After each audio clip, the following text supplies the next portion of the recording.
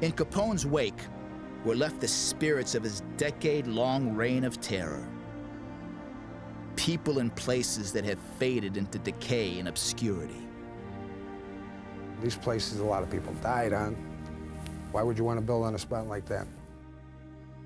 A recurring theme of famous Chicago gangland sites is the inescapable fact that where infamy occurs, blight often follows.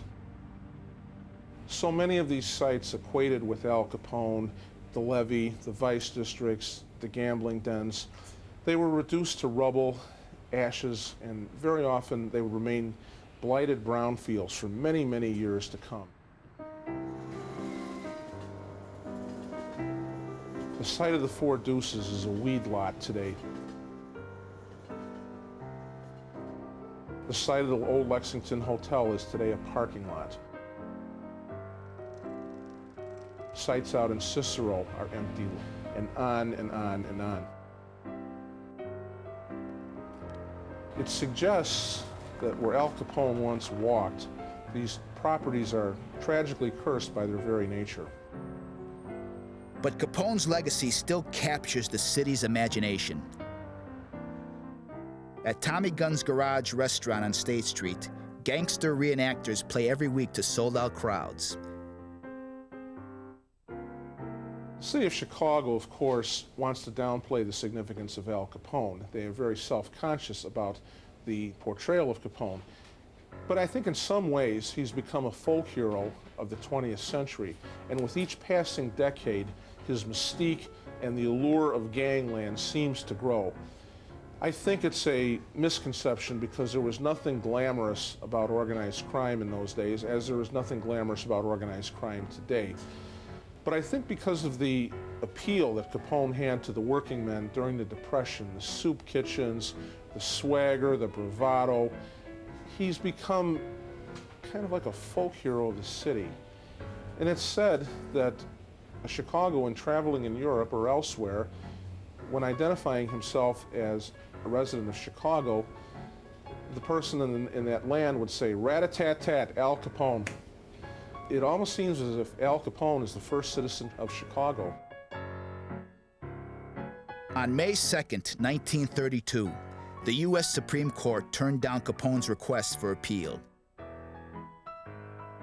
The bloody reign of Chicago's most infamous criminal had been finally brought to an end.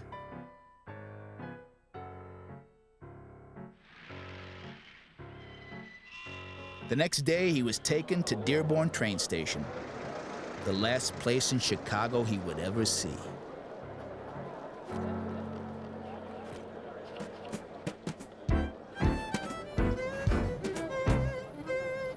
Capone left Chicago as the most notorious gangster who ever lived. He was responsible for the deaths of hundreds and made millions off of the vices of Chicago. Everywhere in this city, there are reminders of what it was like during the gangsters' glory days, both good and bad. It's a legacy that's still under this city's feet, places found only in Al Capone, Chicago.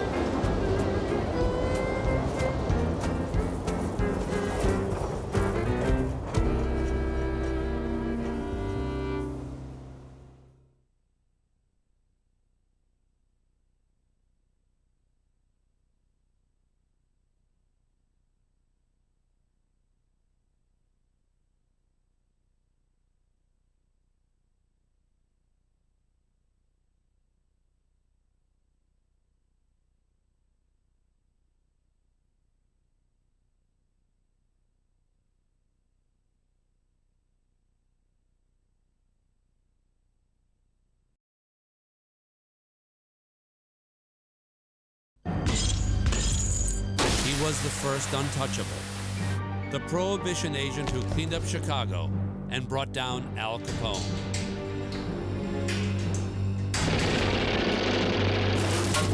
He became a legend. But does he owe his name to history or Hollywood? Who was the real Eliot Ness? In between the world wars, America faced its own war, a war on crime. During Prohibition and the Depression, gangsters thought they were untouchable. But a new breed, men like Eliot Ness, showed America how to fight back.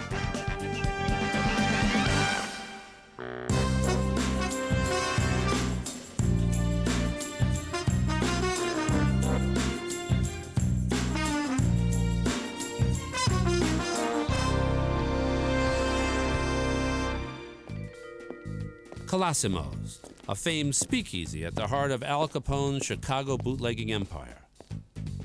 It's 1931, the 12th year of America's prohibition against alcohol.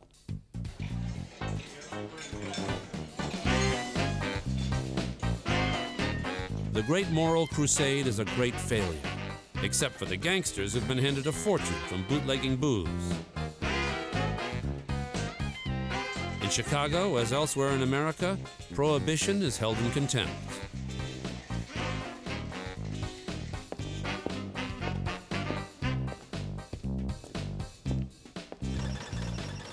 But in the corrupt city, one man believes the law is worth fighting for. Outside Colosimo's, watching, there's a 27-year-old prohibition agent dedicated to bringing down Al Capone, Eliot Ness.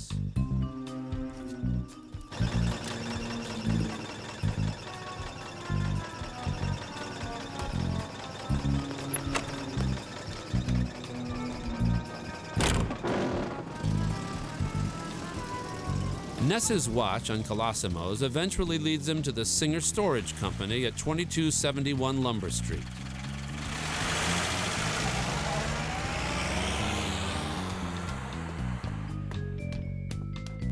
Ness assigns a man to watch the building. The surveillance confirms it's one of Capone's breweries. No Capone brewery has ever been successfully raided.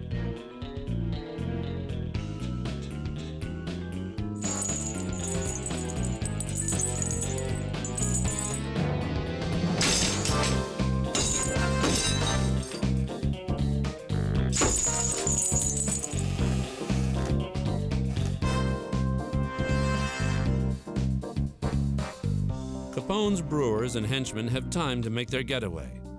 Ness confiscates booze and valuable equipment, but his first raid has not been a success. Eliot Ness detailed this raid and many more in his famous memoir, The Untouchables.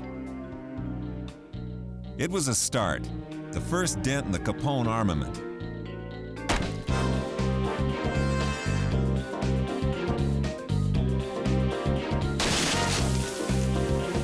But I wasn't satisfied. We had taken no prisoners. From now, I decided it would be different. Eliot Ness's campaign against Capone has now become a crusade.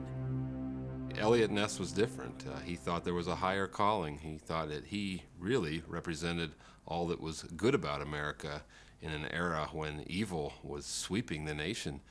And I think ultimately, Ness saw himself as the symbol of good and saw Capone and his outfit and what he represented as the symbols of evil. It was a mission to him.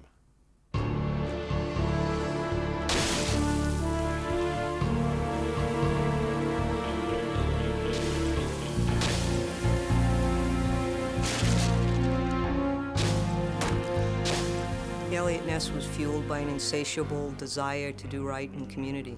He was proud to carry the badge of the United States government and enforce the laws that he was charged with enforcing. I think Eliot Ness was really the quintessential American hero. Ness has his work cut out enforcing the most unpopular law in American history, in the most corrupt city in the country.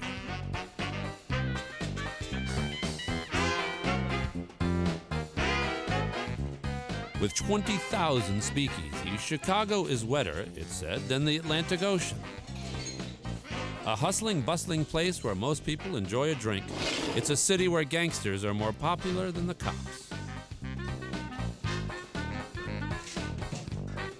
A prohibition officer in Chicago was more or less a laughingstock.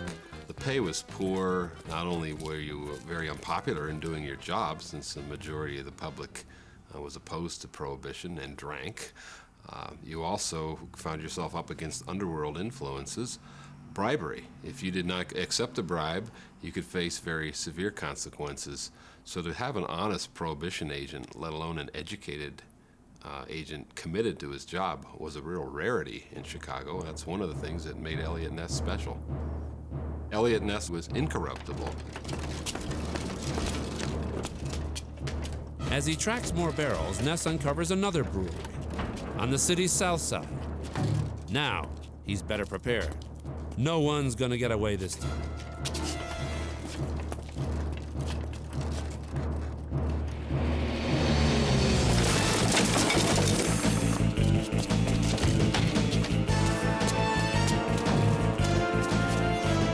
The surprise attack pays off. For the first time ever, Prohibition agents in Chicago raid a working Capone brewery.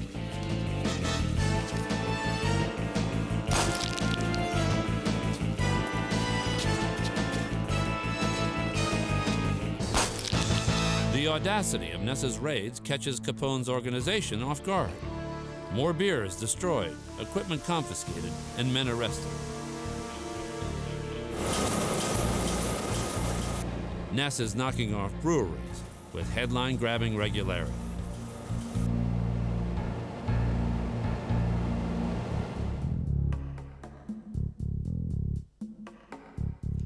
Al Capone can only look on in helpless anger. He's in jail following his arrest in Philadelphia.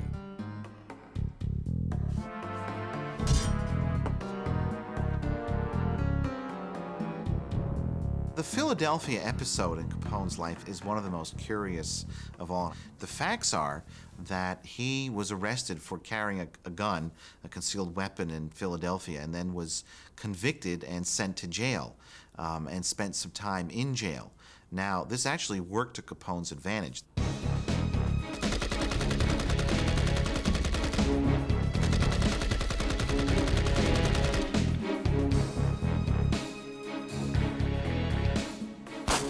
Behind bars, Capone is safe from the vengeance of a rival Chicago warlord, Bugs Moran.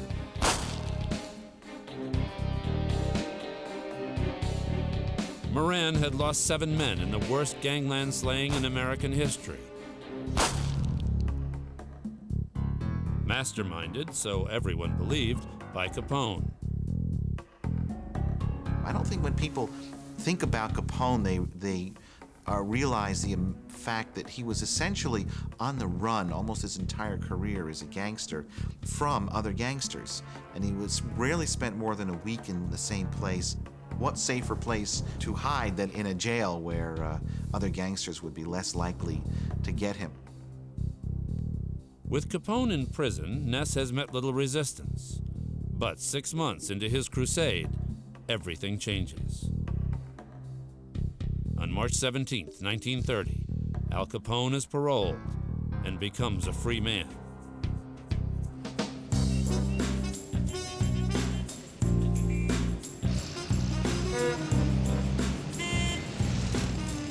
Ness recalled in his memoir, There was wild excitement in Chicago as the public and the underworld awaited the homecoming of the Scarface chieftain, who ruled the city with an iron fist and a glove of steel.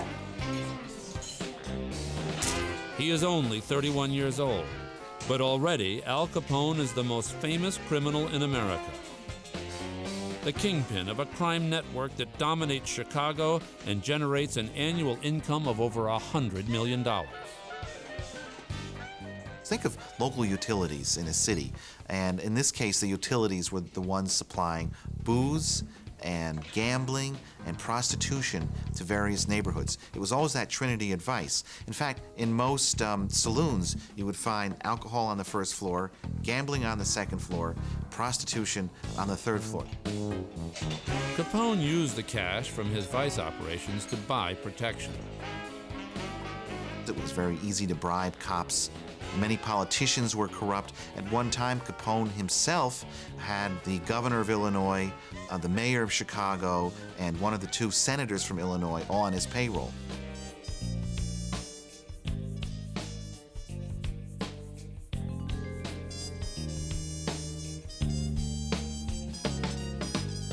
According to his memoir, Eliot Ness was next on Al Capone's bribery list. I could feel the anger rising in my chest and reached out to take a vice-like grip on my throat. My jaws locked so tightly that my teeth ached. $2,000, almost what Ness earns in a year. But Ness isn't for sale. He tells reporters about the bribe. The Chicago Tribune writes, Eliot Ness and his young agents have proved to Al Capone that they are untouchable. It's the first time their Untouchables nickname is used.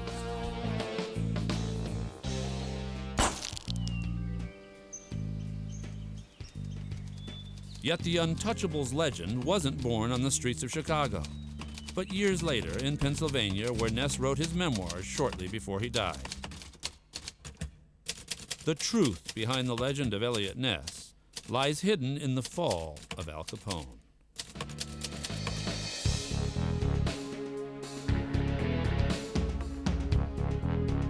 At the height of his power, Capone sowed the seeds of his own downfall through an event that shocked the world.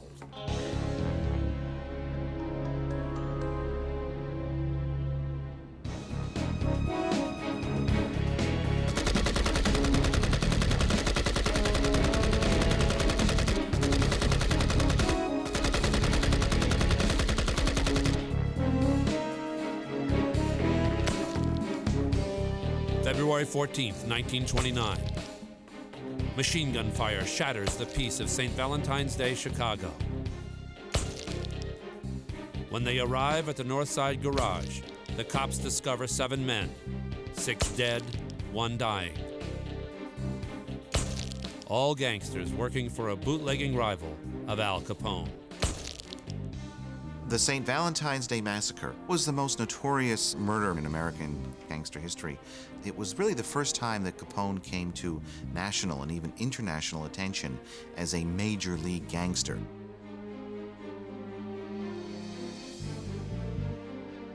The first reporter on the scene is City News Bureau man Walter Trohan. They had been shot, just half a dozen of them lying there, some of them with their heads, top of their head blown off. A river of blood, really, a terrific amount, let's put it that way. And a wild German shepherd going crazy at the end of a chain, lunging at anybody and everybody.